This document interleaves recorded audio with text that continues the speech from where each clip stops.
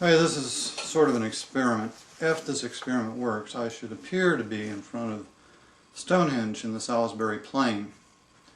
Of course, if this doesn't work, then you probably won't see it. The first stage relevant to the development of Stonehenge occurred in the 4th to 5th millennium BC. By the 5th millennium, the settled peoples of old Europe had developed a strong political system and a religious system probably based on the worship of an earth goddess. And I'll show you an illustration of the migrations of these people, although I'm not sure how well that will show up. Yeah, here's that illustration. I'm afraid, as I feared, it doesn't show up very well.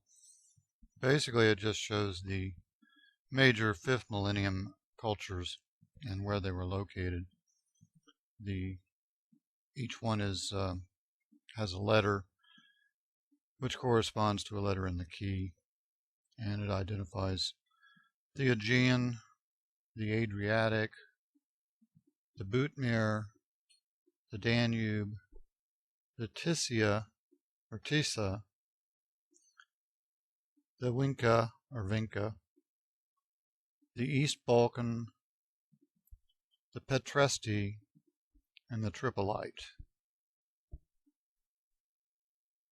And this is just superimposed over a map of Europe as we know it today.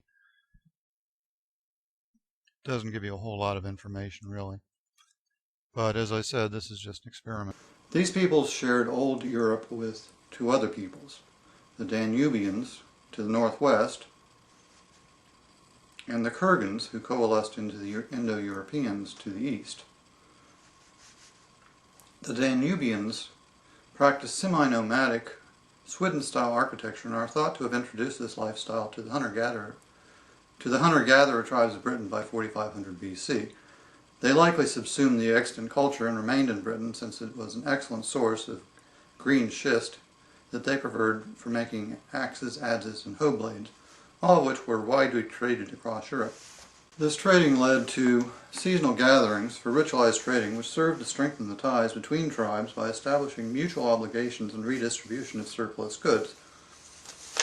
It was natural that these meeting places would be marked by some form of architecture, which at first were causewayed camps, then huge monuments.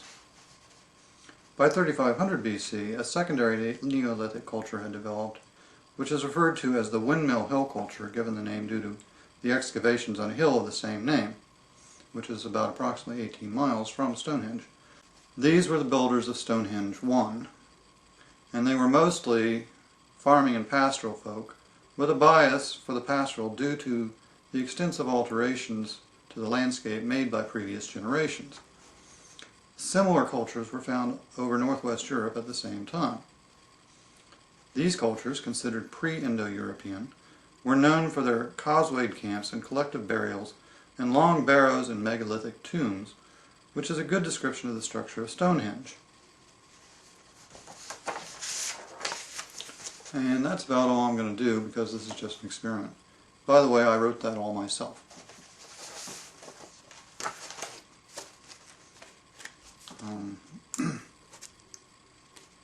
It's a report I did several years ago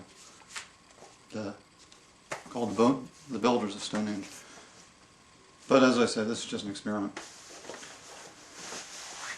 So we'll see how this turns out.